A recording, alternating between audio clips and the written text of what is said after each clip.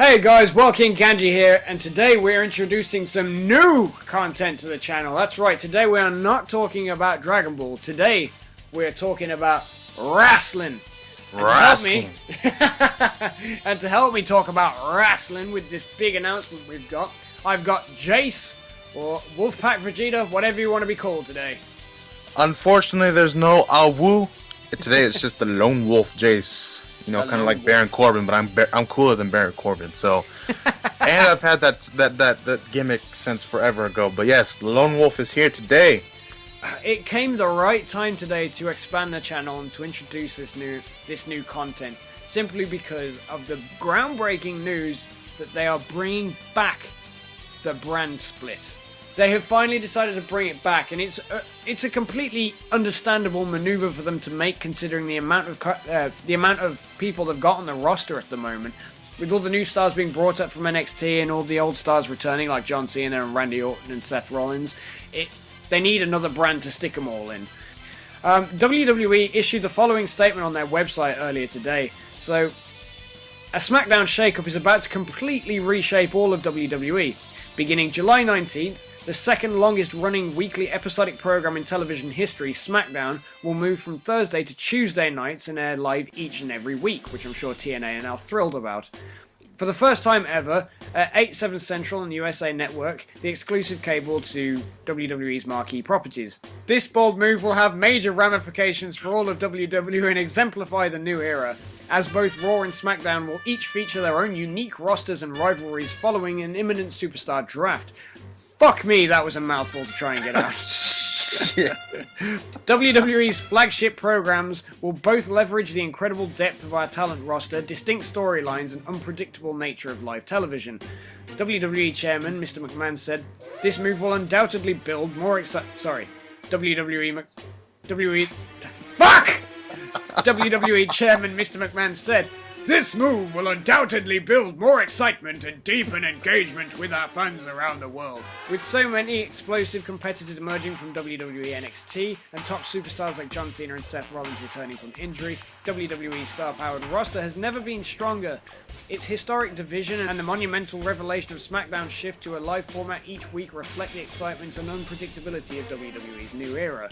What awaits SmackDown on its new night starting this July? Which live shows will claim your favourite superstars? What will this all mean for the future of sports entertainment? Stay tuned as WWE prepares to get shaken up like never before, and find out what happens next time on Dragon Ball Z.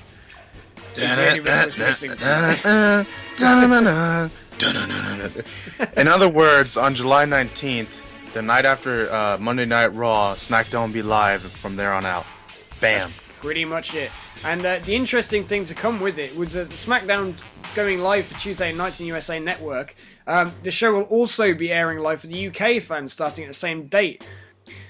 So obviously with this, the idea is to have two separate writing teams like the old days, where they used to have Fit Finlay and Michael Hayes as part of their writing teams. I'm sure those two probably won't be the two that they're consulting this time. But what are your thoughts on having two separate writing teams? Vince. I am friends with Vince, just like Toriyama. I am friends with Vince and Hunter. I will text them right now. Hold on. As I am texting, I'm going to tell them, make sure there's separate writing teams. When they had two separate writing teams, that was great because you can distinguish Raw and SmackDown. And it was cool when John Cena would make an appearance on SmackDown, or, you know, Edge would appear on Raw. It's like those special occasions type of things. Like, oh my gosh, what's the SmackDown superstar doing here? Yeah. Or what's a Raw? You know, it created interest. And then, you know, once a year, or, you know, every now and then, they're like, okay, now we have a brand rivalry. Which one's the superior brand? Superior. And for me, I was always a SmackDown guy, because as I told Kanji earlier, off air, Raw was the storyline drama section, and SmackDown was the wrestling orientated. Yeah, and I mean, because of that, I do see a lot of the people from NXT at the moment, I do see a lot of them going to SmackDown and actually reveling there. I see a few of them doing a lot better on Raw, but I do feel like a lot of them are going to have more opportunities on SmackDown. And I think because of the way that we've called up so many kind of guys from like the indies and stuff to try and do this, as opposed to having homegrown WWE talent that Vince usually likes getting, it's going to really set a new kind of standard for the two different brands, and I think we're going to see a brand war like we haven't seen before, to be honest. What about NXT? Because, with the brand split, they're going to have to, pluck a few more stars to, kind of boost up SmackDown a little bit. Because, like you said, I agree with you in regards to a lot of NXT stars are going to go to SmackDown. For example, Tyler Breeze. The guy is a hell of an athlete. Where's he been? But this would tie in quite nicely to the other thing we've been talking about, because we were actually having a question earlier about who would obviously end up running it. Steph and Shane posted a video on the WWE website earlier that was kind of teasing the idea of the brand split, where they were kind of going like, the person who needs to run it needs to be like this, the person who needs to run it needs to be like this, and they were kind of conflicting, and then they were both like, the person that needs to run it needs to be a McMahon, and then they were like, yeah, I agree with you there. But it's kind of like, I was listening to the Shane and Foley podcast, which I know you were as well, Jace, and Shane had kind of dropped a few hints that he had a lot of stuff he wanted to do with the company when he came in. Now, I originally thought when Shane came that he was going to pretty much just come back for like a match and then leave. But it appears now that he actually has some sort of plans that he wanted to implement into the company. And SmackDown would be the perfect thing to test it out on. So we all know that Vince wouldn't let him test any of this stuff out on Raw. So my personal feeling is I imagine Shane is going to actually end up running SmackDown. Now, I agree with what you're saying, but at the same time, it's like, we've seen enough of Stephanie on Raw, with the Authority for the last 2 or 3 years. So it's kind of like, I want to see Stephanie kind of just go to SmackDown, but at the same time, I totally agree with with what you're saying with Shane going to SmackDown, testing these ideas. Yeah. But mind you, these ideas are going to happen live. It's not going to be taped, where if they screw up, they can just retape it and then...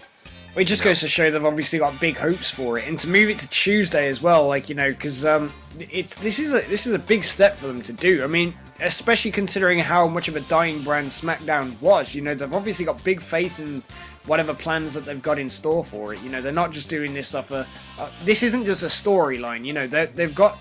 They're investing some money into this. I just feel bad for Cody Rhodes. This happened literally right after. He could have been dashing Cody Rhodes again on SmackDown. If they were to draft somebody, who do you want to be the flagship guy of SmackDown and of Raw? Me and Kanji here, JC. Me and him are both big AJ Styles guys. So obviously, my choice would be have AJ Styles be SmackDown guy, as Edge was, as Taker was, as Hardy was, Jeff, and I can see him leading the SmackDown locker room, no problem whatsoever. Right, so quite rightly, as you were saying, like, I have similar ideas for AJ, but the reasons being, I mean, like, July is a couple months off yet, so anything that they had in mind, they've still got time to do. They've still got time to create new stars, they've still got time to build people up ready for that role. However, my thoughts on the matter are, WWE mentioned that they have big plans for AJ, but they're yet to disclose what those plans are. I assume that he's going to be put in a big position on SmackDown. And because of that, I kind of feel like, that's one of the reasons they've separated him from the club already. I feel like, that they're trying to distance him because they're kind of trying to make sure that everybody's aware that he's a face. Because he's going to be like the face of SmackDown, as far as I'm concerned, anyway. And as Raw goes, I think they're going to keep trying to push Roman Reigns. The other big thing that a lot of people are going to be happy about, though, is the fact that if they do a brand split, they're going to need more heels. They're going to need to do more risky things with like some of the superstars. People are going to get a chance to branch out. And if they really are trying to push Roman Reigns as the big face of the company, it would be a wise maneuver if they're going to try and build up to John Cena versus Reigns at some point. So, there is some good things to happen from this to benefit both brands and a lot of stars. I totally agree with you with all that, with all what you just said. I mean, I think the next thing we could pretty much talk about just before we end the video is, if they do this, the titles are going to be something people are concerned about. Now, what are your thoughts on the titles? Honestly, for me, they should have never unified the two titles. Yeah. I think the big gold should go to SmackDown. Maybe have the tag champions be the only, the tag teams be the only, jumping between brands, so everyone can have a chance. They did actually do that at one point with like Carlito and Primo and Miz and John Morrison. Literally, like for the times that those two were together, if they had the tag titles, they would appear on both brands, and they were like the first ones to do that, like in and out for quite a while. I believe is because they wanted a unifying tag match. Yeah, they unified the tag titles because there was literally only about 4 tag teams in the company at the time. But yeah, if they don't bring the world title back, you brought up an interesting point where, have the IC title mean something again. I mean, Shawn Michaels' name's on that belt somewhere, so it's like, bring that prestigiousness back. Have that be the secondary belt to the, what Roman's carrying around, so... I think the logical step to take is to push the IC title up in terms of prestige. So that's what I would do. But anyway, I think that pretty much wraps it up for this video. But thank you very much for joining us, man. And let's end it. Are you hyped for this? Oh man, I'm hype as hell. I'm gonna text Vinnie Mac and Hunter Hearst, otherwise known as Paul Levesque, to make sure Paige and Becky Lynch go to SmackDown, because those are my women right there.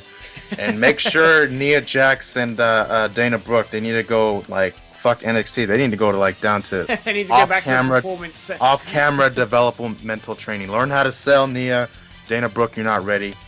And yeah, that's all I got to say. The Lone Wolf, Jace. I thank you for having me on, Kanji. No problem. Guys, please go check out his channel. He's had a nice burst in subscribers recently. People are discovering this guy's talent. So please go over and check his channel out. Please go over and check his channel out. And we shall catch up with you in the next video. Bye!